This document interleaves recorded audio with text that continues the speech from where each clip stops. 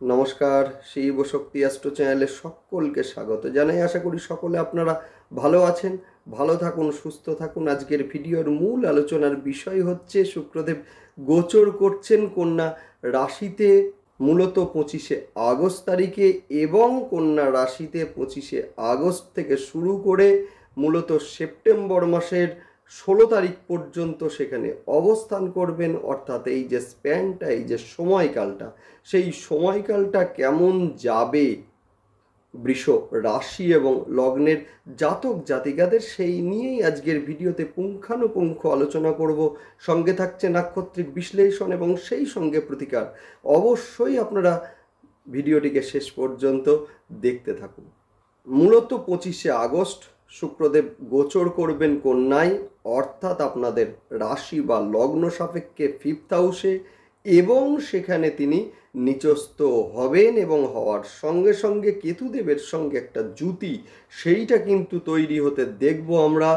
শুক্র কেতুর এই যে কম্বিনেশন, এই যে জুতি, যার ফলে কিন্তু আমরা বলতেই পারি যে যেহেতু আপনাদের রাশি এবং লগ্নের অধিপতি শুক্রদেব, সুতরাং মানসিক একটা অস্থিরতা এবং সিদ্ধান্ত নেওয়ার ক্ষেত্রে একটা কনফিউশন সেইটা কিন্তু তৈরি হতে আমরা লক্ষ্য করব। সেই সঙ্গে আমরা দেখব যে প্রেমের ক্ষেত্রে কিছুটা বাধা, কিছুটা ডিস্টেন্স সৃষ্টি, মূলত কিছুটা সন্দেহ, সেইটাও কিন্তু আমরা লক্ষ্য করব। সেই সঙ্গে আমরা দেখব যে যারা মূলত মেডিকেল বা সায়েন্স রিলেটেড সাবজেক্ট নিয়ে পড়াশোনা করছেন, এদের ক্ষেত্রে যথেষ্ট উন্নতির যোগ এই সময়ে। সেই সঙ্গে কন্যা সন্তানের শরীর নিয়ে কিছুটা দুশ্চিন্তা, সেইটা আমরা এই সময়ে লক্ষ্য করব। যাই হোক, শুরু করছি বিস্তারিত আলোচনা। শুরুতেই সকলকে অনুরোধ করব অবশ্যই আপনারা চ্যানেলটিকে সাবস্ক্রাইব করে নেবেন। দেখুন, গ্রহের গোচর সেটা স্বল্প সময়ের জন্যই হোক বা দীর্ঘ সময়ের জন্যই হোক, গ্রহের গোচরের একটা ইম্প্যাক্ট কিন্তু আমাদের জীবনে ভীষণভাবে পড়ে। তাই যে কোনো সিদ্ধান্ত নেওয়ার পূর্বে কিন্তু গ্রহের গোচর বিশ্লেষণ ভীষণ জরুরি। যে কোনো সিদ্ধান্ত নেওয়ার আগে গ্রহের গোচর বিশ্লেষণ অবশ্যই আপনারা করবেন এবং সেই সঙ্গে আপনারা আপনাদের সিদ্ধান্তগুলোকে সাজাবেন। তাহলে কিন্তু দেখবেন যে জীবন কিন্তু সমস্যা মুক্ত হবেই হবে। অর্থাৎ গ্রহের গোচরের সঙ্গে সঙ্গে সিদ্ধান্তগুলোকে নেওয়া, এর থেকে ভালো প্রতিকার বোধহয় আর কিছু নেই।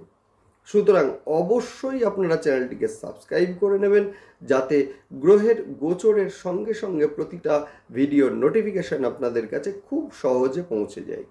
বর্তমানে গ্রহের যা অবস্থান আছে, এতে করে আমরা বলতে পারি যে আপনাদের মূলত রাশি বা লগ্নের ওপরে অবস্থান করছেন দেবগুরু বৃহস্পতি, এবং সেই সঙ্গে অবস্থান করছেন মঙ্গলদেব, যে মঙ্গলদেব আপনাদের সপ্তম স্থান এবং সেই সঙ্গে দ্বাদশ স্থানের অধিপতি। অর্থাৎ বাইরে যারা ব্যবসা করছেন এদের ক্ষেত্রে কিন্তু 45 দিন ভীষণ শুভ। এবং সেই সঙ্গে আমরা দেখব যে শুক্রদেব মূলত 25 তারিখে কন্যায় গোচর করছেন, যে ঘর বা যে ভাব কিন্তু আপনাদের পঞ্চম স্থান। সুতরাং আমরা বলতেই পারি যে শুক্রদেব, যিনি কিনা আপনাদের রাশি বা লগ্নের অধিপতি এবং সেই সঙ্গে ষষ্ঠ স্থানের অধিপতি, যিনি কিনা গোচর করছেন আপনাদের পঞ্চম স্থানে এবং সেই সঙ্গে নিচস্থ হচ্ছেন এবং সেই সঙ্গে কেতুযুক্ত হচ্ছেন, যার ফলে কিন্তু এই সময়ে কিছু স্থির সিদ্ধান্ত নেওয়ার ক্ষেত্রে বেশ কিছুটা ডিস্টারবেন্স সেইটা কিন্তু লক্ষ্য করা যাবে। এই সময়ে আমরা জানি যে বৃষ রাশি কিন্তু স্থির এবং সেই সঙ্গে পৃথ্বী তত্ত্বের একটি রাশি। অর্থাৎ মূলত পার্থিব সুখের দিকে একটা ন্যাক সেটা যেমন এদের মধ্যে থাকে, এরা কিন্তু ভীষণ ধীর স্থির, এবং সেই সঙ্গে যদি যদি কোনো অশুভ গ্রহের দৃষ্টি রাশির ওপরে না থাকে তো যথেষ্ট মিশুকে স্বভাবের হয়ে থাকে। এরা কিন্তু সহজে রাগে না, কিন্তু রাগলে এদেরকে কিন্তু ঠেকানো মুশকিল। এখন বিষয় হচ্ছে এই বৃষ রাশি বা লগ্নের জাতক জাতিকাদের এই সময়ে মানসিক একটা চঞ্চলতা বা মানসিক একটা অস্থিরতা সেইটা কিন্তু লক্ষ্য করব আমরা। একইভাবে কিন্তু শারীরিক দিক থেকেও শারীরিক দিক থেকেও একটা দুশ্চিন্তা সেইটাও কিন্তু লক্ষ্য করা যাবে। হঠাৎ করে শারীরিক অসুস্থতা বৃদ্ধি বা বেশ কিছুটা অলসতার ভাব এই সময়ে সেইটা কিন্তু লক্ষ্য করা যাবে। শেয়ার মার্কেটের মধ্যে যারা আছেন এদের ক্ষেত্রে বলবো খুব সাবধানে ইনভেস্ট করবেন, না হলে কিন্তু এই সময়ে লস ইন্ডিকেট করছে। বিশেষ করে যারা স্বল্প মেয়াদি শেয়ার মার্কেটের মধ্যে আছেন এদের ক্ষেত্রে কিন্তু যথেষ্ট ভেবে চিন্তে ইনভেস্ট করার সময় এটা। দীর্ঘমেয়াদী শেয়ারের ক্ষেত্রে কিন্তু সময়টা যথেষ্ট শুভ। সেই সঙ্গে আমরা বলবো যে প্রেমের ক্ষেত্রে কিছুটা সন্দেহের বাতাবরণ সৃষ্টি হতে পারে। মূলত এই সময়ে নিজেদের মধ্যে একটা ভুল বোঝাবুঝি বা মিসকমিউনিকেশন সৃষ্টির একটা সম্ভাবনা সেটা তো রয়েছে, এবং যার ফলে একটা ডিস্টেন্স বৃদ্ধি সেইটাও কিন্তু এই সময়ে লক্ষণীয়। শিক্ষার্থীদের ক্ষেত্রে মানসিক একটা অস্থিরতা এই সময়ে মূলত কাজ করবে। সেই সঙ্গে একটা ডিপ্রেশন সেইটাও কিন্তু কাজ করতে আমরা লক্ষ্য করব। পড়াশোনায় মনঃসংযোগের অভাব সেইটা কিন্তু এই সময়ে লক্ষ্য করা যাবে। কখনো কখনো আপনাদের হয়তো মনে হতে পারে যে স্ট্রিমটা চেঞ্জ করলেই হয়তো ভালো হতো, আবার কখনো কখনো মনে হতে পারে যে যে স্ট্রিমে আমরা পড়ছি সেই স্ট্রিমটা নিয়ে পড়ে আদৌ কি এইটার কোনো ভবিষ্যৎ আছে। যদিও মেডিকেল বা সায়েন্স রিলেটেড সাবজেক্ট নিয়ে যারা পড়ছেন এদের ক্ষেত্রে কিন্তু এই সময় ভীষণ ভীষণ শুভ, এবং সেই সঙ্গে মূলত উচ্চশিক্ষার ক্ষেত্রে যারা রিসার্চের সঙ্গে যুক্ত আছেন এদের ক্ষেত্রে কিন্তু সময়টা ভীষণ ভীষণ শুভ। সেই সঙ্গে যারা শিক্ষার জন্য বিদেশে যেতে চাইছেন এদের ক্ষেত্রে কিন্তু এই সময় যথেষ্ট শুভ, অর্থাৎ এক কথায় বলা যায় আশীর্বাদ স্বরূপ। সেই সঙ্গে আমরা বলতে পারি যে কন্যা সন্তানের শরীর নিয়ে একটা দুশ্চিন্তা সেইটা কিন্তু এই সময়ে থাকছে। হঠাৎ করে ঠান্ডা লাগা বা কোল্ড অ্যালার্জিতে ভোগা বা সেই সঙ্গে মূলত স্কিন রিলেটেড কিছু সমস্যা তৈরি হওয়া, এবং যেটা নিয়ে মূলত দুশ্চিন্তা বৃদ্ধি সেইটা কিন্তু রয়েছে। এবং সেই সঙ্গে আমরা দেখব যে স্কিনে র্যাশ বেরোনো, হঠাৎ করে ঠান্ডা লেগে যাওয়া বা চেস্টে কোনো ইনফেকশন সেইটাও কিন্তু এই সময়ে লক্ষ্য করা যাবে। যাদের সন্তান গর্ভে রয়েছেন এদের ক্ষেত্রে বলবো বিশেষ সতর্কতা অবলম্বন এই সময় আপনাদের করতেই হবে।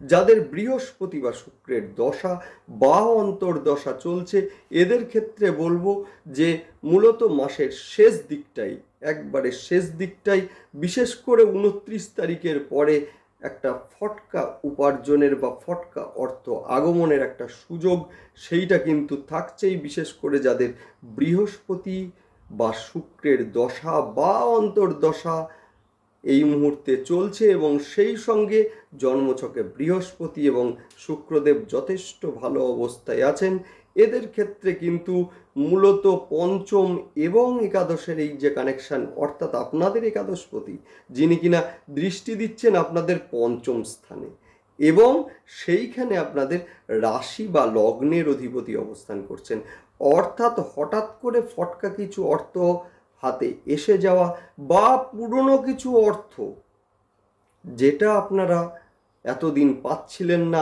আটকে ছিল, সেই অর্থ হঠাৎ করে আসা সেইটাও কিন্তু এই সময়ে লক্ষ্য করা যাবে।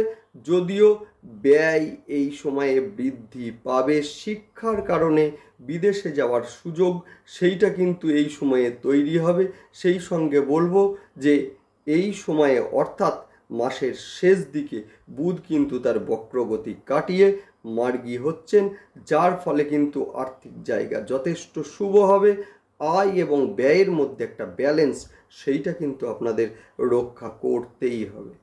সেই সঙ্গে আমরা বলবো যে কর্মক্ষেত্রে কিছুটা চাপ বৃদ্ধি পেতে চলেছে এই সময়ে। বৃষ রাশি এবং লগ্নের জাতক জাতিকাদের ব্যবসায় হঠাৎ করে ইনভেস্ট করার ক্ষেত্রে আপনারা ভালো করে খোঁজ খবর নিন এবং তারপর ইনভেস্ট করুন, না হলে কিন্তু ঠকে যাওয়ার একটা সম্ভাবনা সেটা কিন্তু রয়েছে, বা হঠাৎ করে টাকা ইনভেস্ট করার ফলে সেই টাকা আটকে যাওয়ার একটা সম্ভাবনা সেইটা কিন্তু এই সময়ে রয়েছে। সেই সঙ্গে আমরা বলবো যে কর্মক্ষেত্রে গুপ্ত শত্রুতা বৃদ্ধি সেইটাও কিন্তু এই সময়ে লক্ষ্য করা যাচ্ছে। নেক্সট আমরা যেটা আলোচনা করব সেটা হচ্ছে নাক্ষত্রিক বিশ্লেষণ নিয়ে। শুরুতেই আসবো কৃত্তিকা নক্ষত্রের বিষয়ে। নতুন গৃহ, জমি বা বাড়ি যারা ক্রয় করতে চাইছেন এদের ক্ষেত্রে এই সময়টা ভীষণ শুভ।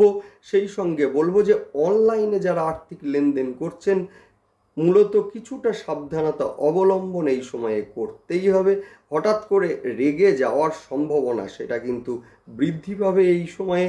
সেই সঙ্গে পিতার শরীর নিয়ে কিছুটা দুশ্চিন্তা সেইটা কিন্তু বাড়তে লক্ষ্য করব আমরা। নেক্সট আলোচনা করব রোহিণী নক্ষত্রের জাতক জাতিকাদের আর্থিক দিক দিয়ে যথেষ্ট শুভ। সেই সঙ্গে প্রেমের ক্ষেত্রে দায়িত্বশীলতা বৃদ্ধি পাবে। অর্থের ব্যয় এই সময়ে লক্ষ্য করা যাবে। হঠাৎ করে কাউকে বিশ্বাস করে প্রতারণার শিকার হতে পারেন রোহিণী নক্ষত্রের জাতক জাতিকারা। নেক্সট আলোচনা করব মৃগশীর্ষ নক্ষত্রের জাতক জাতিকাদের বিবাহের ক্ষেত্রে অত্যন্ত শুভ। এই সময়ে কর্মের কারণে যারা বিদেশে যেতে চাইছেন এদের ক্ষেত্রে যেমন শুভ, একইভাবে যারা বাইরে আছেন এদের ক্ষেত্রে গৃহ জমি ক্রয় করার ক্ষেত্রে এই সময় যথেষ্ট শুভ। আর্থিক দিক থেকেও লাভবান হতে চলেছেন মৃগশীর্ষ নক্ষত্রের জাতক জাতিকারা। নেক্সট আলোচনা করব সেটা হচ্ছে প্রতিকার নিয়ে। যাদের জন্মছকে বৃহস্পতিদেব এবং সেই সঙ্গে শুক্রদেব মূলত বকরি রয়েছেন বা দুস্থানগত রয়েছেন, সেই সঙ্গে শনিদেব, অর্থাৎ শনিদেব যেহেতু দশম স্থানে অবস্থান করছেন এবং দশম স্থান থেকে সমসপ্তম দৃষ্টি পড়ছে আপনাদের চতুর্থ স্থানের ওপরে, অর্থাৎ মানসিক শান্তির জায়গায়।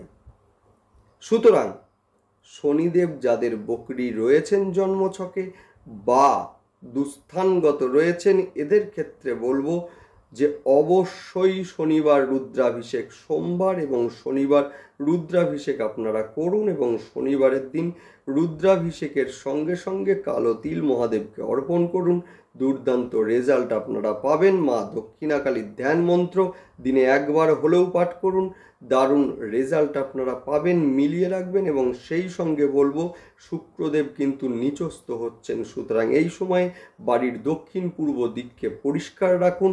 এবং সেই সঙ্গে 25 তারিখ থেকে 16 তারিখ পর্যন্ত এই যে সময়টা, এই যে স্প্যানটা, এই সময়ে প্রতি শুক্রবার 6 জন মূলত কন্যা শিশুকে মিষ্টি খেতে দিন, দুর্দান্ত রেজাল্ট আপনারা পাবেন। সেই সঙ্গে বলবো নোংরা বা ছেঁড়া পোশাক এই সময়ে মূলত পরবেন না।